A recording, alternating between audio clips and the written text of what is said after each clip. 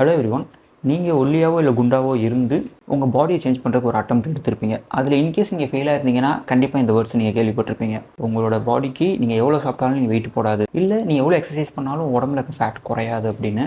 So இது என்ன பண்ணாங்கன்னா, உங்கள் பாடி டைப்பே அப்படி தான் அப்படின்னு சொல்லி நீங்கள் இப்படி தான் இருப்பீங்க அப்படின்னு கன்ஃபார்ம் பண்ணுவாங்க. ஸோ நம்மளுடைய பாடி டைப் எந்த அளவுக்கு நம்மளுடைய டிரான்ஸ்ஃபார்மேஷனில் ஹெல்ப் பண்ணும், எந்த அளவுக்கு அது இன்ஃப்ளூயன்ஸ் பண்ணுது, அந்த மாதிரி நம்மளுடைய பாடி டைப்புக்கு நம்ம என்னென்ன சேஞ்சஸ்லாம் பண்ணணும், ப்ளஸ் எல்லாருமே ஒரு பாடி டைப்பில் ஃபிட் ஆகாமா என்ன, அதில் ஃபிட் ஆகாமல் இருந்தால் என்ன பண்ணுறது. ஸோ இந்த மாதிரியான எல்லா விஷயங்களையுமே இந்த வீடியோவில் பார்க்கலாம். நீங்கள் இப்போ தான் ஃபஸ்ட் டைம் இந்த சேனல் பார்க்குறீங்க அப்படின்னா சப்ஸ்கிரைப் பண்ணிக்கோங்க. ஸோ அடுத்தடுத்து வரக்கூடிய ஃபியூச்சர் வீடியோஸ் எல்லாமே உங்களுக்கு நோட்டிஃபிகேஷன் வந்துடும்.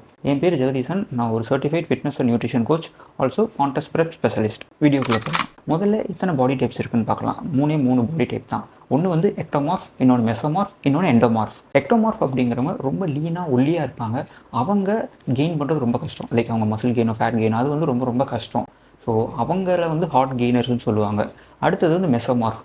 அவங்க மிடில் இருப்பாங்க. அதாவது ஓரளவுக்கு மஸ்குலராகவும் அவங்களால ஒரு கெய்னிங்கோ லூசிங்கோ ஓரளவுக்கு ஈஸியாக பண்ணிட முடியும் அப்படிங்கிற மாதிரி இருப்பாங்க. அவங்களுக்கு அடுத்து இருக்கிறவங்க தான் எண்டோமார்ஃப். அவங்க பாடியில் ஃபேட் மாஸ் அதிகமாக இருக்கும். ஸோ அவங்களுக்கு வந்து அவங்க ரெடியூஸ் பண்ணுறது வந்து கஷ்டம் அப்படின்ற மாதிரி சொல்லுவாங்க.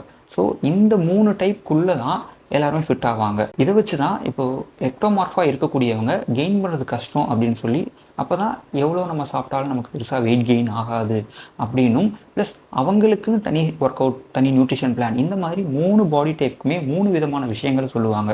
ஆக்சுவலாக பார்த்தோம் அப்படின்னா நம்ம இந்த 3 பாடி டைப்பில் ஏதோ ஒரு பாடி டைப்பாக இருப்போம், ஆர் ஏதோ 2 பாடி டைப் கலந்த மாதிரி கூட இருக்கலாம். ஃபார் எக்ஸாம்பிள் ஸ்கின்னி ஃபேட்டாக இருக்கவங்க வச்சுக்கலாம். அவங்க வந்து ஆள் ரொம்ப ஒல்லியாக இருப்பாங்க, அட் த சேம் டைம் அவங்களுக்கு வந்து ஃபேட் ரொம்ப அதிகமாக இருக்கும் உடம்புல. ஸோ அப்படி பார்த்தா அவங்க எக்டோமார்ஃப் அண்ட் எண்டோமார்ஃப் இது ரெண்டையும் கலந்த மாதிரி தான் இருப்பாங்க. ஸோ இந்த மாதிரி ஒரு ஸ்பெசிஃபிக் பாடி டைப்புக்குள்ளேயும் நீங்கள் ஃபிட் ஆகலாம், ஆர் மோர் தென் 1 பாடி டைப்புக்குள்ளேயுமே நீங்கள் ஃபிட் ஆகிறதுக்கான சான்சஸ் இருக்குது. இப்படி எக்டோமார்ஃப் அப்படிங்கிறவங்க கெயின் ஆகிறது கஷ்டம்னு இருக்க சுச்சுவேஷனில் அவங்க எக்டோமார்ஃபாகவும் அதே சேம் எண்டோமார்ஃபாகவும் இருந்தால் என்ன பண்ணுறது? ஸோ இதுதான் ஒரு பெரிய பிரச்சனை. ஸோ பாடி டைப் பேஸ் பண்ணி உங்களுடைய பாடியை நீங்கள் ஸ்பெசிஃபிக்காக நீங்கள் கேட்டகரைஸ் பண்ணுறீங்க அப்படின்னா ஒரு பர்டிகுலர் பாடி டைப்புக்கு என்ன பண்ணணும் அப்படின்னு சொல்லக்கூடிய அந்த இன்ஃபர்மேஷன்ஸ் அப்படியே ஃபிட் ஆகாது. அதாவது ஒல்லியாக இருக்கக்கூடியவங்களும் ஈஸி கெய்னர்ஸும் இருக்காங்க, ஹார்ட் கெய்னர்ஸும் இருக்காங்க. அதே மாதிரி மெசோமார்ஃபாக இருக்கவங்களோ இல்லை எண்டோமார்ஃபாக இருக்கிறவங்களும் கூட அவங்களுடைய கரண்ட் ஃபிசிக்கை வந்து சேஞ்ச் பண்ணுறது சில பேர்த்துக்கு ஈஸியாக நடக்கும், சில பேர்த்துக்கு கஷ்டமாக நடக்கும். அதனால என்ன தான் கேட்டகரிஸாக பாடி டைப்புன்னு இருந்தாலும் எல்லாருமே இந்த பாடி டைப்புக்குள்ளேயும் எல்லாருமே இந்த பர்டிகுலர் ரூல்குள்ளேயும் வரணுன்ற அவசியம் கிடையாது. ஸோ இந்த ரீசன்னால் நம்ம இந்த பாடி டைப் அப்படின்ற விஷயத்தை நம்ம நெக்லெக்ட் பண்ணிடலாம். இப்போ நான் சொன்னது வந்து மென்னுக்கு மட்டும் கிடையாது, உமனுக்கும் தான். இப்போ இந்த 3 பாடி டைப்பை மீறி நம்மளுடைய பாடியை இன்ஃப்ளூயன்ஸ் பண்ணக்கூடியது என்னன்றது பார்க்கலாம். ஏன்னா என்னதான் நம்ம ஒரு பாடி டைப்பில் கேட்டகரைஸ் பண்ணாலும் மெயின் இன்ஃப்ளூயன்ஸ் அடுத்த நான் சொல்ல போகிற காம்போனண்ட்டில் தான் இருக்குது. ஃபஸ்ட்டு விஷயம் நம்மளுடைய போன், அதாவது நம்மளுடைய ஸ்கெலிட்டன் ஸ்ட்ரக்சர். ஒருத்தவங்களுடைய ஸ்கெலிட்டன் ஸ்ட்ரக்சர் மாதிரி இன்னொருத்தவங்களுக்கு இருக்காது. ஒருத்தவங்களுடைய போன் டென்சிட்டி வேறு மாதிரி இருக்கும், போனுடைய லென்த் வேறு மாதிரி இருக்கும். ஸோ நம்மளுடைய பாடி ஃப்ரேம், நம்மளுடைய ஹைட், இந்த மாதிரியான விஷயங்களை டிட்டர்மைன் பண்ண போகிறதே நம்மளுடைய போன் ஸ்ட்ரக்சர் தான். இது எல்லாருக்குமே யூனிக்காக தான் இருக்கும். இதை நம்மளால் சேஞ்ச் பண்ண முடியாது. அடுத்தது நம்மளுடைய மசில்ஸ். இப்போ மசில்ஸ் அப்படின்னு பார்க்குறப்ப ஒவ்வொருத்தவங்களுடைய மசிலும் ஒரு விதமாக இருக்கும். நான் சொல்கிறது வந்து மசில் பெல்லின்னு சொல்லுவாங்க. இப்போ எக்ஸாம்பிளுக்கு சில பேரோட செஸ்ட் பார்த்தீங்க அப்படின்னா சில பேருக்கு ஸ்கொயர் ஷேப்டாக இருக்கும், சில பேருக்கு யூ ஷேப்டாக இருக்கும். ஸ்கொயர் ஷேப்டு செஸ்ட் இருக்கக்கூடியவங்களால் யூ ஷேப்டு செஸ்டாலாம் மாற்ற முடியாது. அவங்கவுங்களுடைய மசில் பெல்லி எப்படி இருக்கோ அது மாதிரி தான் அவங்களுடைய பாடி வந்து க்ரோ ஆகிறப்பையும் இருக்கும், ரெடியூஸ் ஆகிறப்பையும் இருக்கும். ஸோ அதை நம்மளால் சேஞ்ச் பண்ண முடியாது. பட் நம்மளால் மசில் க்ரோ பண்ண முடியும், மசில் லாஸும் நடக்கும். இந்த மசில் க்ரோத்துன்னு சொல்கிறோம்ல, இதில் வந்து ஒரு லிமிட்டேஷன் இருக்குது. அதுதான் நம்மளுடைய ஜெனட்டிக் பொட்டன்ஷியல்னு சொல்லுவாங்க. ஸோ அந்த அளவுக்கு தான் நம்மளால் மசில் கெயின் பண்ண முடியும், அதுக்கு மேலே நம்மளால் கெயின் பண்ண முடியாது. ஆல்சோ மசில் கெய்னிங்கிறது ஒரு ஸ்லோவான ஒரு ப்ராசஸ். இதனால தான் காம்படிஷன் பண்ணக்கூடிய அத்லெட்ஸ் எல்லாருமே ஸ்டெராய்ட்ஸ் அண்ட் பிஇடிஸ் ஹெல்ப்போட அவங்களுடைய மசில் மாஸை இன்னும் அதிகமாக இன்க்ரீஸ் பண்ணுறாங்க ஃபாஸ்டர் டைமில். அதுக்காக நீங்கள் பிஇடிஸில் ஸ்டெராய்ட்ஸை கன்சிடர் பண்ணணும்னு சொன்னால் தேவையே கிடையாது. இப்போ நீங்கள் அதை கட் அவுட் பண்ணீங்க அப்படின்னா உங்களுடைய மசில் க்ரோத்துடைய மேக்ஸிமம் பொட்டன்ஷியல் இருக்குல்ல, அதை நீங்கள் நேச்சுரலாகவே அச்சீவ் பண்ணலாம். At the same time muscle growth அப்படிங்கிறது கொஞ்சம் மெதுவாக நடக்கக்கூடிய ஒரு ப்ராசஸ். ஸோ நீங்கள் பேஷண்ட்டாக அதை ட்ரை பண்ணி தான் ஆகணும். அடுத்தது ஃபேட் மாஸ். நம்ம பாடியில் ஃபேட் ஸ்டோர் ஆகக்கூடிய மெத்தட் வந்து ஜெனட்டிக்கலாக நடக்கக்கூடியது. சில பேருக்கு அப்பர் பாடியில் ஸ்டோர் ஆகும், சில பேருக்கு லோவர் பாடியில் ஸ்டோர் ஆகும். இதை வந்து நம்மளால் கண்ட்ரோல் பண்ண முடியாது. அதே மாதிரி ஃபேட் ஸ்டோர் ஆகிறதுக்கு அப்பர் லிமிட்னு ஒன்று கிடையாது. லைக் ஒரு நார்மல் ரேஞ்சுக்கு மேலே நம்மளுடைய பாடியில் ஃபேட் ஸ்டோர் ஆக ஆரம்பிச்சிருச்சுனாலே லைஃப் ஸ்டைல் ரிலேட்டடான டிசீஸ் நமக்கு வர ஆரம்பிச்சிடும். லைக் டைப் 2 டயபெட்டிஸாக இருக்கலாம், ஹை கொலஸ்ட்ரால் லெவலாக இருக்கலாம், ஹார்ட் டிசீஸாக இருக்கலாம், இந்த மாதிரி விஷயங்கள் வர ஆரம்பிச்சிடும்.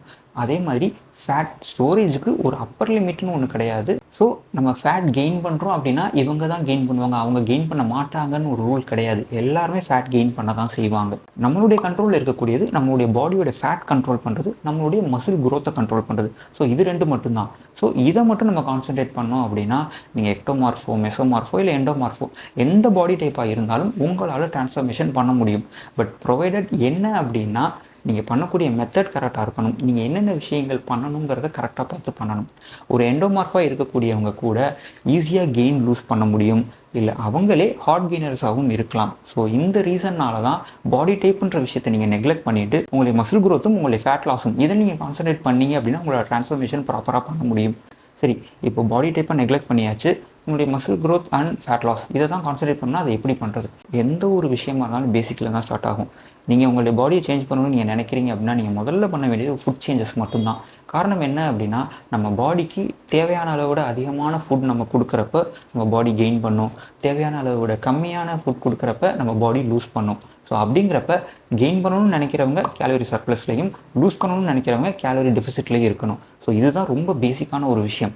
இதை மீறி எந்த விஷயங்களும் நடக்காது அன்லெஸ் அன்டில் உங்களுக்கு ஹார்மோனல் இஷ்யூஸ் இருந்துச்சுன்னா. பட் ஸ்டில் ஹார்மோனல் இஷ்யூஸ் இருந்தாலுமே நீங்கள் ஒரு டாக்டரை கன்சல்ட் பண்ணி அதை ஃபிக்ஸ் பண்ணுறது எப்படின்றத பார்த்து நீங்கள் பண்ணிவிட்டு இந்த ஃபுட் சேஞ்சஸை நீங்கள் தாராளமாக பண்ணலாம். ஸோ கண்டிப்பாக உங்களுடைய பாடியில் சேஞ்சஸ் நடக்கும். அடுத்த ஒரு விஷயம், ஃபுட் சேஞ்சஸ் மட்டும் பண்ணால் போதுமா? இல்லை, கிடையாது.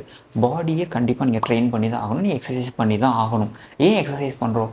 ஃபேட் லாஸில் இருக்கிறப்ப நம்மளுடைய மசில் லாஸ் ஆகாமலும், நம்ம கெயின் பண்ணுறப்ப மசில் மாஸாக கெயின் பண்ணி ஃபேட்டாக கெயின் பண்ணாமல் இருக்கிறதுக்கு நமக்கு ட்ரைனிங் ரொம்ப ரொம்ப முக்கியம். அதுவும் ரொம்ப முக்கியமாக வெயிட் ட்ரைனிங் தான் முக்கியம். அதனால் எப்போவுமே நீங்கள் ஃபேட் லாஸ் பண்ணணும்னு நினைக்கிறீங்கனாலும் இல்லை நீங்கள் கெயின் பண்ணணும்னு நினைக்கிறீங்கனாலும் ட்ரைனிங் அண்ட் நியூட்ரிஷன் ரொம்ப ரொம்ப முக்கியம். இது ரெண்டையும் நீங்கள் கரெக்ட் பண்ணிங்கனாலே நீங்கள் எந்த பாடி டைப்பாக இருந்தாலும் உங்களால் டிரான்ஸ்ஃபர்மேஷன் தாராளமாக பண்ண முடியும். இனிமேல் யாராவது வந்து நீங்கள் இந்த பாடி டைப் உங்களுக்கு கெயின் பண்ணுறது கஷ்டம், நீங்கள் இந்த பாடி டைப் உங்களுக்கு ஆட்டோமேட்டிக்காக ஈஸியாக பண்ணிடலாம், நீங்கள் வந்து எண்டோமார்ஃப் டைப் அதனால் நீங்கள் கார்டியோ தான் நிறைய பண்ணணும் அப்படின்னு தப்பாக பாடி டைப் பேஸ் பண்ணி நியூட்ரிஷன் அட்வைஸோ இல்லை ட்ரைனிங் அட்வைஸோ கொடுக்குறாங்க அப்படின்னா, இல்லை அதை வச்சு பேசுகிறாங்க அப்படின்னு நீங்கள் நம்பணுன்ற அவசியம் கிடையாது. நீங்கள் பண்ண வேண்டியது எல்லாமே ஃபுட் கரெக்ஷன்ஸ், ட்ரைனிங், ப்ராப்பரான ரெஸ்ட், ரெக்கவரி. ரிசல்ட் பார்க்குற வரைக்கும் இந்த ப்ராசஸை ரிப்பீட் பண்ணுறது தான். ஒருவேளை ரிசல்ட் வரல அப்படின்னா அதில் சின்ன சின்ன நியூவான்சஸ் நீங்கள் சேஞ்ச் பண்ண வேண்டியது இருக்கும். ஸோ இதான் நீங்கள் கான்சன்ட்ரேட் பண்ணணும். அதனால் வேறு யாராவது சொல்கிறாங்க உங்கள் பாடி டைப் இப்படி தான் அப்படின்னு சொல்லிட்டு நம்மளால் அதை சேஞ்சஸ் பண்ண முடியாதோன்னு நினச்சி நீங்கள் உட்காரணுன்ற அவசியம் கிடையாது.